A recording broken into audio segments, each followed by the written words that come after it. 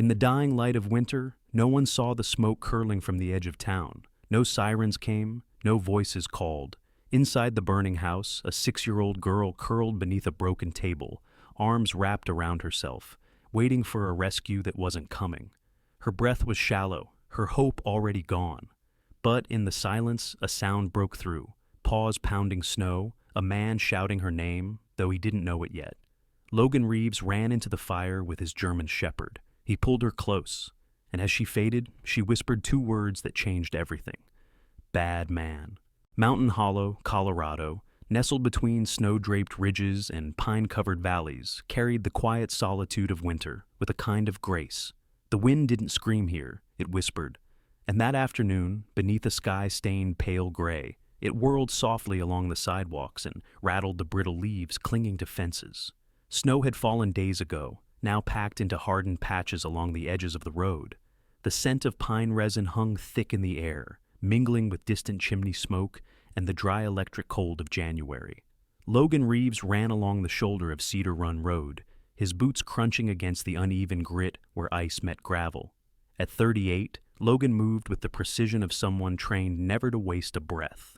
A former Army combat medic, he bore the lean strength of a man shaped by deserts and deployments, broad shoulders, square jaw, a deep scar just beneath his left ear, and eyes the color of worn slate.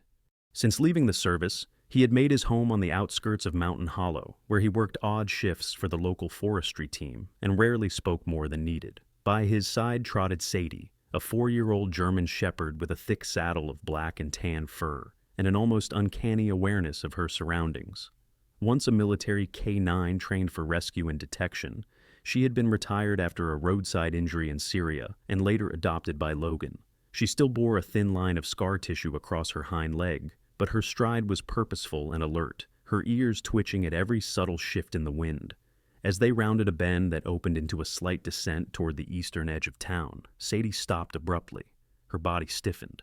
Logan followed her gaze. At first, it seemed like a trick of the light, the faint shimmer behind a row of abandoned houses. But then he saw it.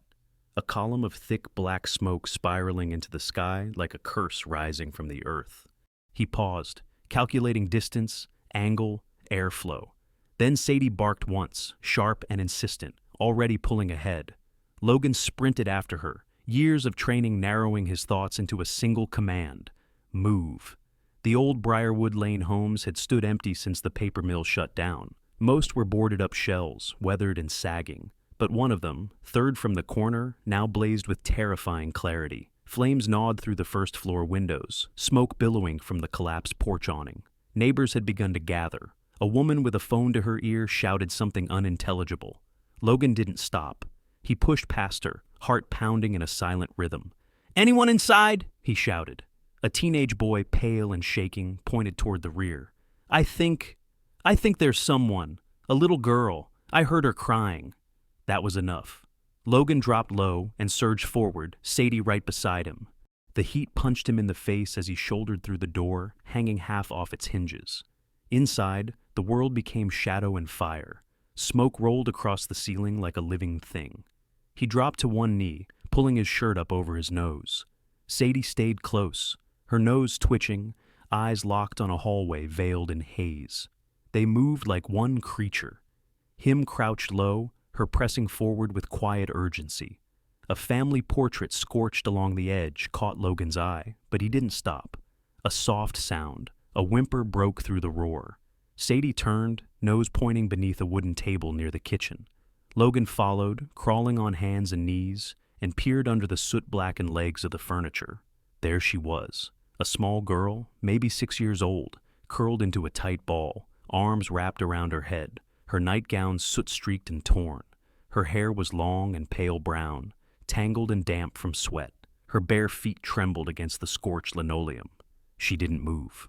Logan reached gently beneath the table. "Hey, I've got you," he whispered, barely audible over the crackle. The child didn't resist. She sagged into his arms as he pulled her close, shielding her against his chest. Her skin was hot, not from burns, but from the dense smoke. As he turned, she stirred slightly, her lips brushing against his collarbone. "Bad man." The words were barely a whisper, but they sliced through him like a blade. Sadie barked sharply behind him. Part of the ceiling groaned. A burst of fire exploded from the rear of the kitchen. Logan ducked low, bolting toward the back hallway. He shouldered the exit door. It swung open just as a loud crack split the air. Behind them, part of the second floor collapsed in a shriek of sparks and timbers. They burst out into the yard, Logan stumbling across dead grass and frozen ground. Outside, gasps echoed. Someone screamed. Logan dropped to his knees, cradling the girl on the snow. Sadie circled once and lay beside them, her side heaving, a raw gash slicing across her flank from falling debris. Medics rushed forward. One began checking the girl's pulse. Another reached for Logan, but he waved them off. His hands shook. Smoke still curled in his lungs. But all he could hear were two words, looping again and again. Bad man. He looked down at the girl as they fitted an oxygen mask over her face. She had gone limp again, her head rolling slightly. A paramedic asked, "Do you know her name?" Logan didn't answer. He stood slowly, gaze locked on the ambulance as they lifted her inside. He didn't know her. At least, he didn't think so. But there was something, an ache behind the ribs he couldn't name. Behind him, Sadie nudged his knee with her nose. He reached down to touch her fur gently, checking the wound. It wasn't deep, but it would scar, like hers always did, like his had. Sirens rose in the distance. Snowflakes began to fall, soft and slow, disappearing as they met the scorched grass.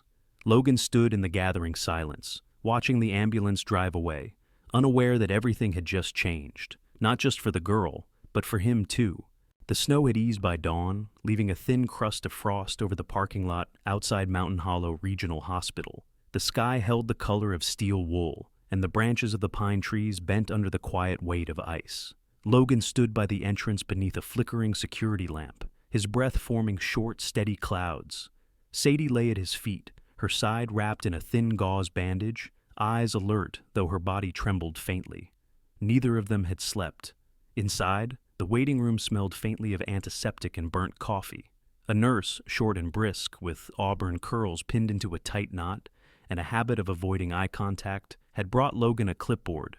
Her badge read, "Ruth Dillard," and she moved with the kind of efficiency that came from decades of watching Hope arrive on gurneys and grief leave through double doors. She had merely gestured toward a bench, informing him that the girl was stable, but that there was something he ought to see. Logan followed her past a row of vending machines and down a hallway that buzzed with too much fluorescent light. They stopped at a room marked Pediatrics Observation.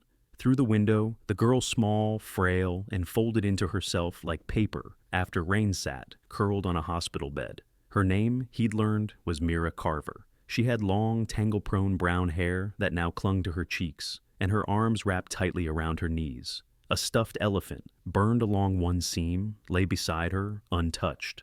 At the foot of the bed, someone had placed a tray with crayons and a sketch pad. Most of the colors remained unopened. Only black and red had been worn down. Logan didn't move. He stared through the glass, one hand resting on Sadie's head.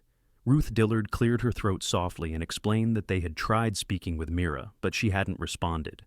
However, the girl had started drawing that morning. She handed him a sheet. A child's drawing, shaky and primitive, yet filled with unmistakable dread. A burning house, flames curling out of jagged windows. Beside it stood a man tall, cloaked in red crayon, his beard dark, eyes like hollow pits. Farther off, a smaller figure, a woman, crying. Another page followed, the same bearded man, this time holding a match. The chill Logan had felt outside now pressed deeper into his chest. These weren't just frightened doodles. They were memories. He asked quietly whether they knew the girl's parents' names. Ruth nodded and handed over a patient file. Logan flipped through. Dean Carver. Allison Grant. The paper trembled slightly in his hand. Allison Grant. The name surged up like a wound reopened too fast. He hadn't heard it spoken aloud in over a decade. She had been his beginning once, before boot camp, before deployment, before the years had carved him into someone he barely recognized. She had been gentle, a schoolteacher's spirit tucked into a girl who loved classical records and thunderstorms. She had a smile that tilted to the left, and a stubborn kindness that refused to harden even when life threw stones. They were planning to rent an apartment together on Maple Hollow Street when the deployment notice came. Rapid Response Unit, overseas, 48 hours notice. She had kissed him on the shoulder and promised she'd wait. But when he came back, after years lost to time and wounds, she was no longer there. No note, no forwarding address. He'd searched, then stopped. He thought she'd moved on. He told himself it was better that way. But now her name was here, tied to this girl, to this fire, and to a man Logan had never heard of before. He asked where the mother was. Ruth answered simply that she was missing. Firefighters hadn't found an adult woman inside. No neighbors had seen her. Police had been notified. No other relatives were listed. Then, after a pause, she asked whether he had known her. Logan said nothing. In the observation room, Mira stirred. Her head turned slightly toward the window. Her eyes, green, too big for her pale face, locked briefly with Logan's. Then she turned away again and picked up the black crayon. Sadie made a soft sound in her throat. The day moved slowly. Logan remained in the hospital, sitting in the corner of the corridor outside pediatrics, while Sadie lay beside him. A social worker stopped by, Greg Tolan, mid-40s, wearing a navy windbreaker and a deep crease between his brows. He spoke carefully, choosing words as if afraid they might splinter.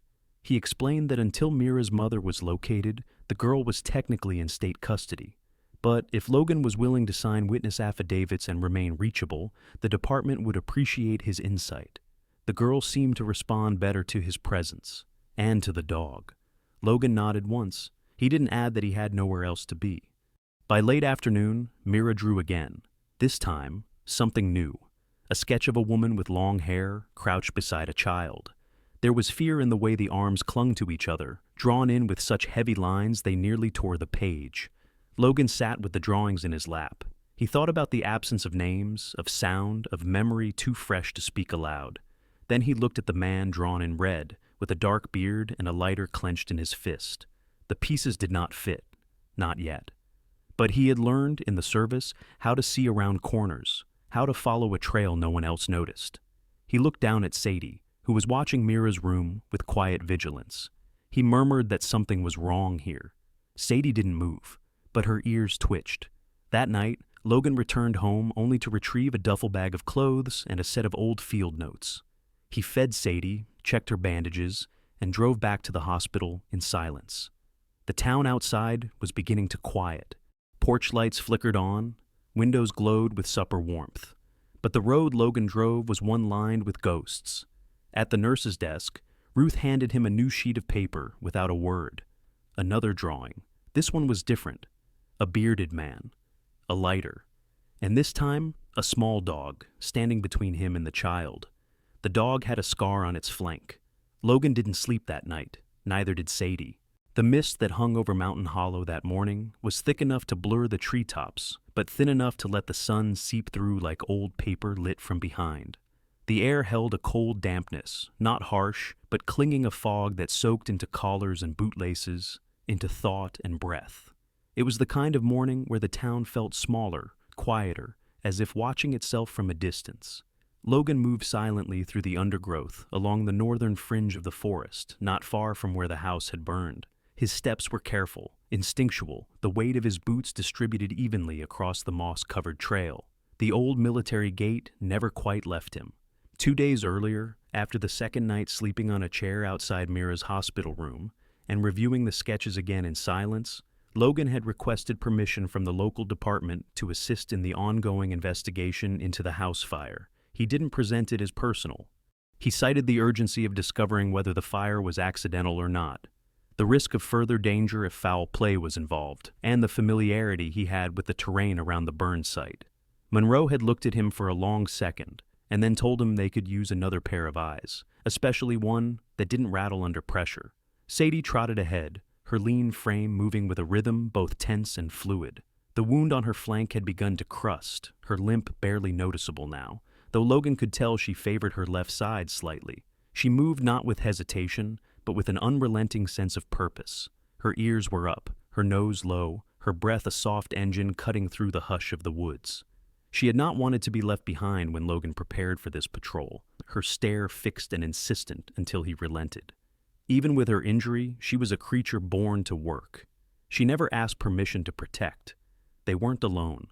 Officer Monroe led the way just ahead, a tall, rangy man in his early 50s, with a stiff spine and a face like wintered bark. His silvering buzz cut and straight-line walk gave away his years in the Marines, long before he'd joined the Mountain Hollow Police Department.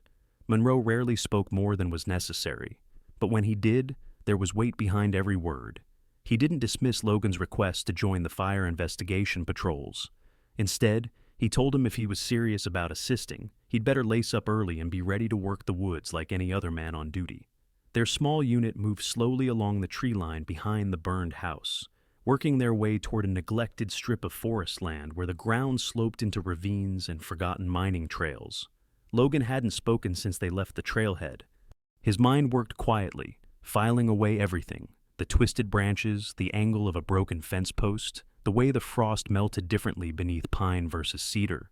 The kind of awareness that didn't shout, only revealed itself in patterns. Sadie stopped. Her body stiffened, one paw lifted mid-stride, and her nose pivoted sharply toward a cluster of low shrubs bordering the path. Logan saw her chest tighten. She didn't bark. Instead, she stepped slowly off the trail, her head lowering as she slipped between the branches. Logan followed. Near the base of a buckthorn, he saw it. A strip of fabric, gray velvet, caught on a thorned branch. Logan crouched low, brushing a gloved hand gently along the edges.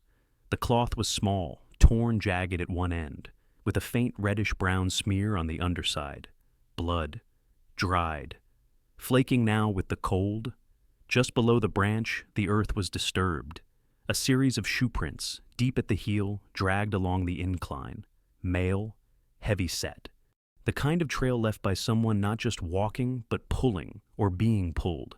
Logan called Monroe over. The officer knelt beside the evidence with the grim focus of someone confirming what he already suspected. Monroe reached for his radio, his voice low and clipped, as he ordered a partial perimeter seal and requested backup for a wider search grid. The trees around them stood in still witness. Sadie tugged the leash again, her ears flicking toward the deeper woods. Her breath came faster now, body coiled as if something distant had just entered her range. She didn't wait for permission, just began to move, and Logan let her. She moved like she remembered something the world had forgotten. They followed her over a narrow ridgeline, down through a bend in the trail no wider than a stream, until the woods opened into a slight clearing choked with pine needles and fog. There, almost swallowed by the trees, stood a cabin. It was old, the logs warped and mottled with lichen, the roof sagging at one end as if the structure had given up mid-breath. No smoke from the chimney, no recent tire tracks. But the door hung askew on its hinges, and a plastic jug of water sat just beneath the stoop, frozen solid. Sadie began to bark, not frantically, but with purpose-short, warning bursts that struck the stillness like distant gunfire. Monroe drew his weapon and signaled Logan back, but Logan's hand hovered low, fingers brushing the knife on his belt more out of habit than fear. They stepped onto the porch, the wood groaning underfoot, and pushed the door open. Inside, the cabin was both quiet and dense. The air held the scent of extinguished wood smoke, damp bedding, and something sharper sweat and stale breath, the unmistakable imprint of human presence left behind too long. Dust floated in the beam of Monroe's flashlight, catching on cobwebs and smoke stains. Logan's boots brushed against crumpled paper, a few empty food wrappers, and cigarette butts smashed into the floorboards. There was a cot in the corner, blankets hastily folded, a pillow that looked recently slept on. On the small table nearby sat a plate with a few crusts of bread and a half-full bottle of cough syrup. But what caught Logan's attention was the drawer beside the bed, slightly open. He pulled it slowly, the wood sticking at the joints, and inside were several items. 2 forged driver's licenses, a set of credit cards under different names, a burner phone, and beneath them, a USB drive, plain and unmarked. There was also a notebook, the cover torn, pages yellowed with moisture. But it was the wall that made Logan stop.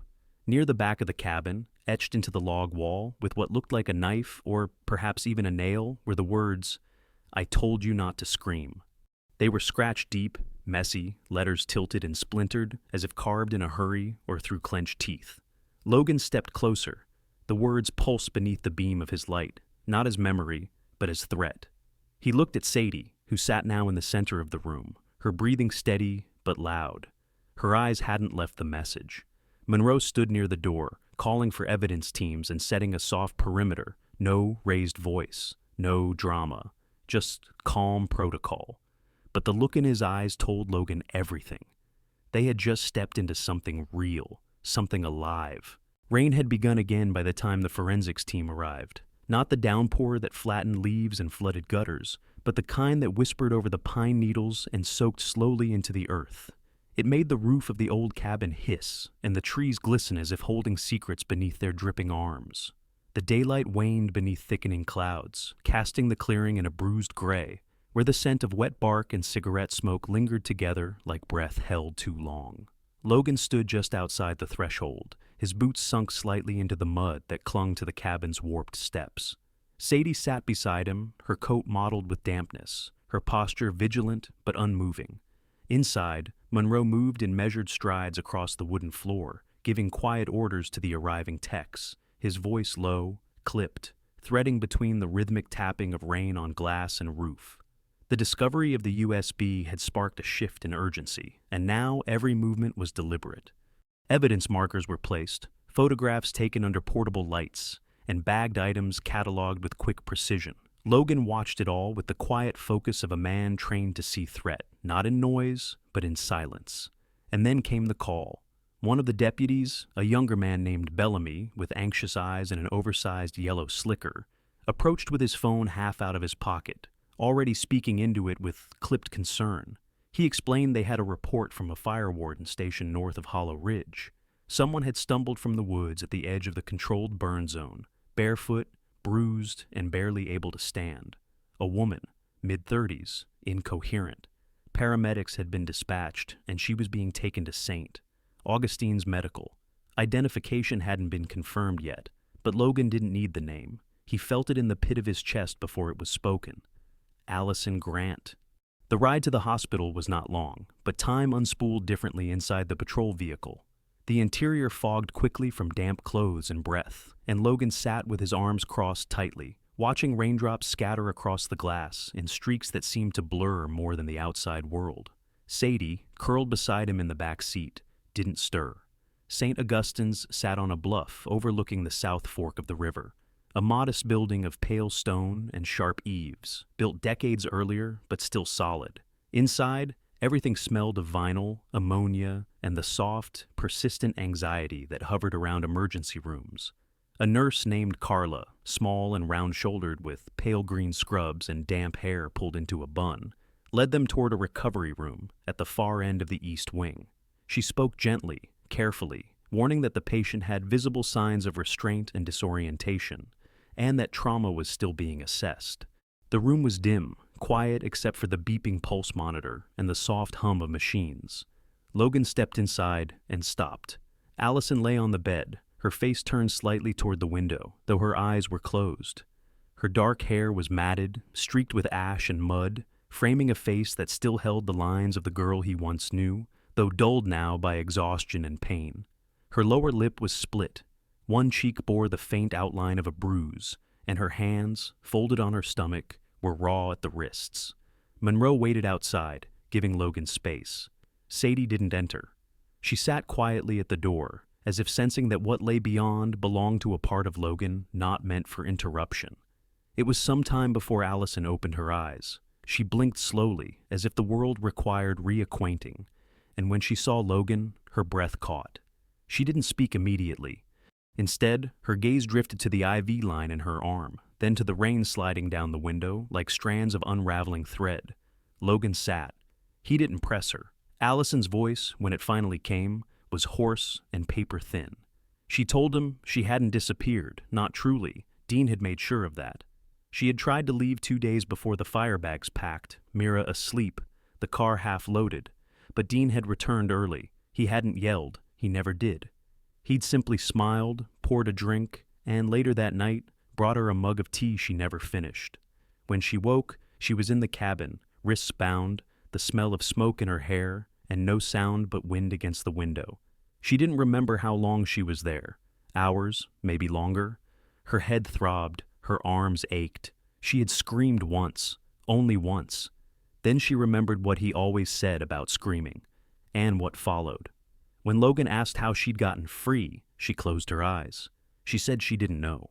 Just that the door was unlocked when she woke again, and the wind was colder. The fire must have already happened. She had run, through woods she didn't recognize, mud tearing at her feet, breath catching on every root and stone, until she found the ranger's outpost and collapsed near the propane cage. Logan didn't ask more, but she gave him one final thing words Dean had spoken before leaving the cabin that last time. He'd told her there was no need to fight, that the insurance paperwork was filed, that once the house went up, he'd collect what was left and be gone before sunrise. She wouldn't be able to stop him, and Mira wouldn't even remember. She was too young, just a child, easily replaced. It was those words that made Allison rise again, that made her crawl to the door when the world stopped spinning. Logan sat beside her until her eyes closed again. Rain streaked the windows in silent rhythm, and for a moment, the pulse of the monitors faded behind the steady percussion of the storm. Monroe stepped in, quiet as always, a notepad already open in his hand. Allison's statement would help them track Dean's route, his confidence, his cruelty. It was a map, traced not in ink, but in absence, in all the places she had never been allowed to reach. Snow had returned in silence, not with drama, but with slow insistence, the kind that blanketed rooftops and tree limbs in thick velvet and dampened every sound beneath its weight. By morning, the roads glistened like porcelain veins stretching between pine thickets, and breath left the mouth like steam from an old kettle. The town of Mountain Hollow stirred beneath this hush, unaware of the storm that had nothing to do with weather. Inside the police precinct, Monroe stood before the incident board, his posture straight, shoulders squared, the fingers of his left hand tapping slowly against his thigh. The room behind him buzzed with low voices and printer hum, while a young officer named Reyes, with sharp eyes and a clipboard he clutched like a shield, outlined the timeline. Allison's statement had yielded more than emotion. It had given them a pattern. Dean Carver had fled the night of the fire, but he hadn't vanished. Bank withdrawals traced across state lines. The last one made at a gas station ATM 2 hours south. A hotel reservation under the name David Emery. A forged driver's license tied to that alias.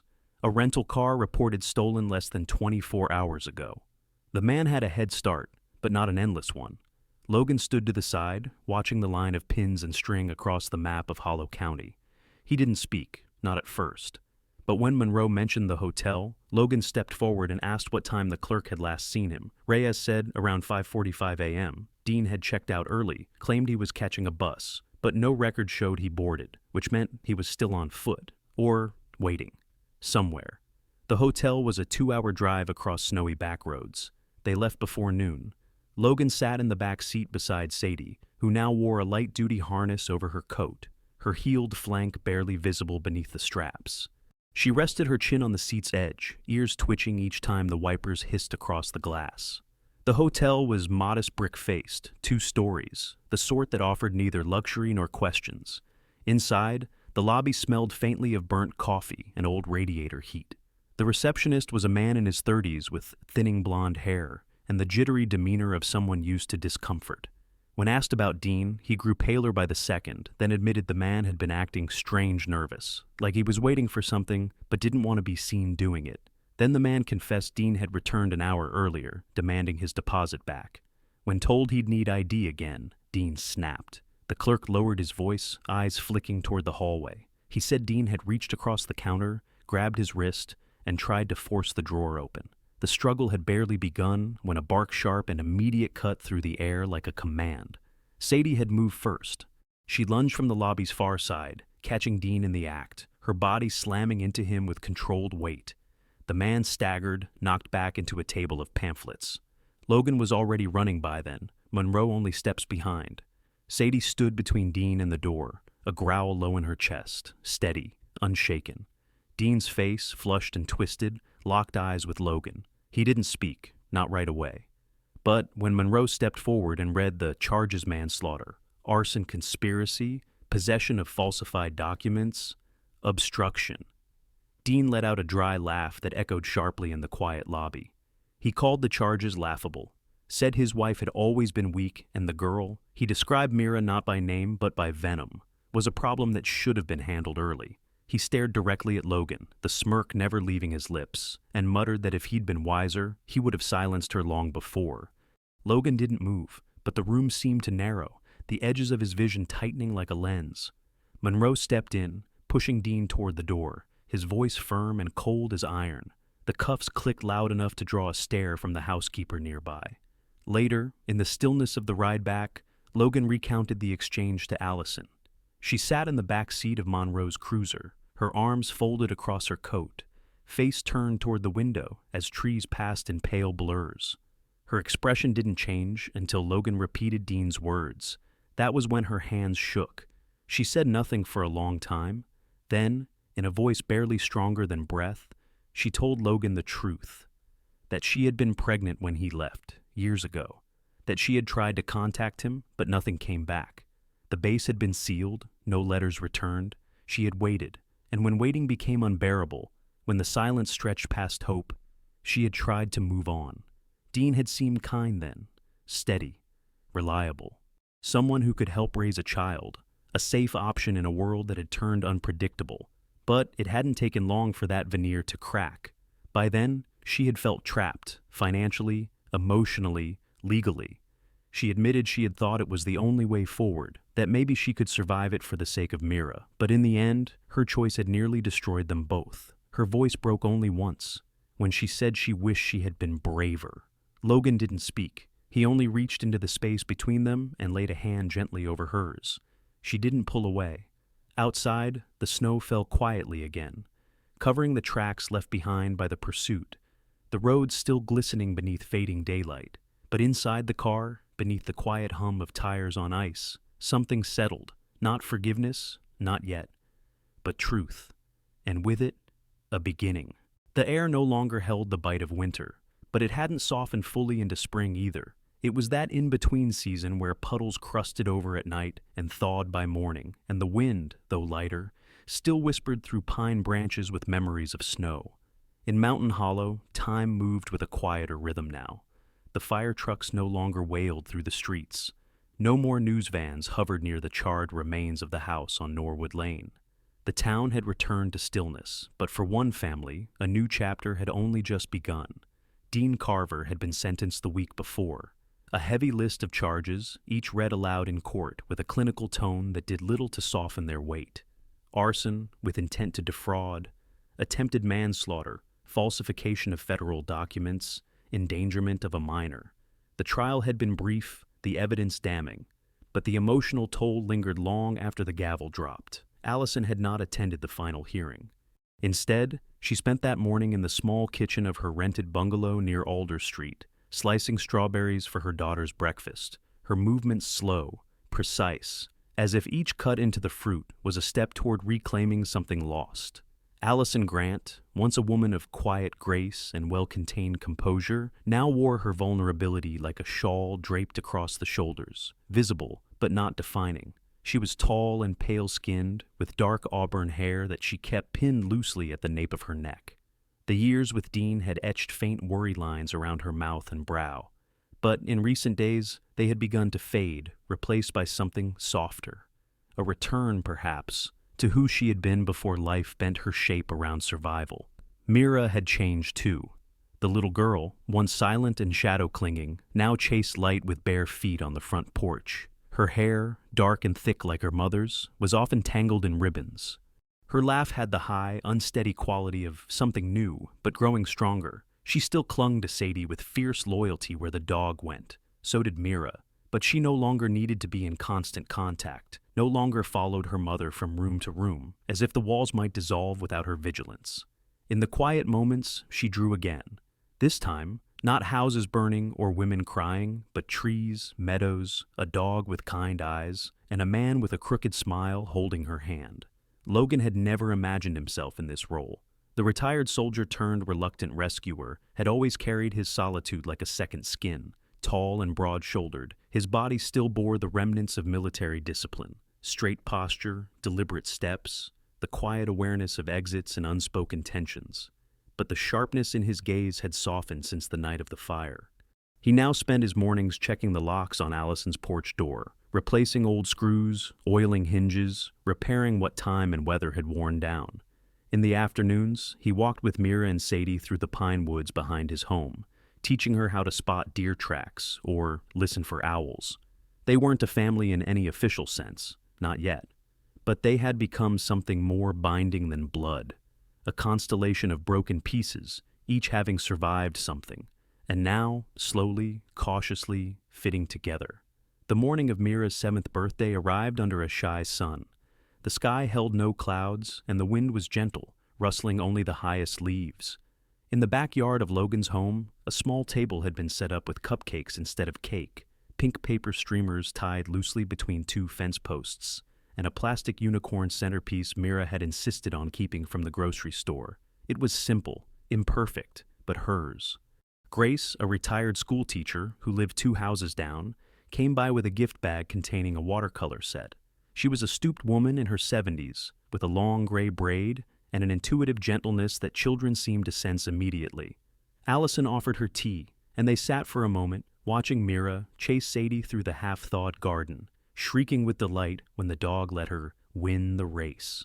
Later, as the sun slipped past the rooftops and the guests trickled home, only Logan, Allison, Mira, and Sadie remained. A few paper plates scattered across the picnic bench, the last balloon caught in a bush, bobbing faintly in the breeze. Mira, cheeks flushed and hands sticky with frosting, climbed into Logan's lap. She had said little all day. Her energy poured into running and playing, but now her eyes were soft and clear. She looked from Logan to Allison, then back again. Her small fingers wrapped around both their hands. She whispered it, more than said it, that she wanted to stay with both of them. Logan felt his throat tighten. He nodded, holding her close, his arm around her back, steady and warm. He glanced at Allison, who had turned away just enough to hide the tears gathering in her eyes. But when she turned back, she was smiling, not the strained smile of trying to hold together, a real one. Sadie, ever watchful, moved closer. She lowered herself beside Mira and rested her head gently on the girl's legs. The dog's ears twitched, then stilled, her breathing slow and steady, like a metronome keeping time with their hearts. In that moment, beneath the quiet hush of dusk and the gentle brush of breeze through the pines, there was no past loud enough to shatter the present. No courtroom, no fire, no shattered choices. Only this, a second home, not marked by walls or mailboxes, but by the space they made in each other's lives. And a promise silent but true carried in the way Sadie pressed her weight against the girl's legs and stayed. Not all flames burn wood, some burn in silence, in forgotten souls. But through a soldier's courage, a dog's faith, and a child's whisper, grace broke through. Maybe it wasn't luck. Maybe it was God's hand. If this story moved you, share it with someone who still believes in miracles. Type amen to send a prayer for those waiting to be found. Like, comment, and subscribe to keep these stories alive. May God bless you always.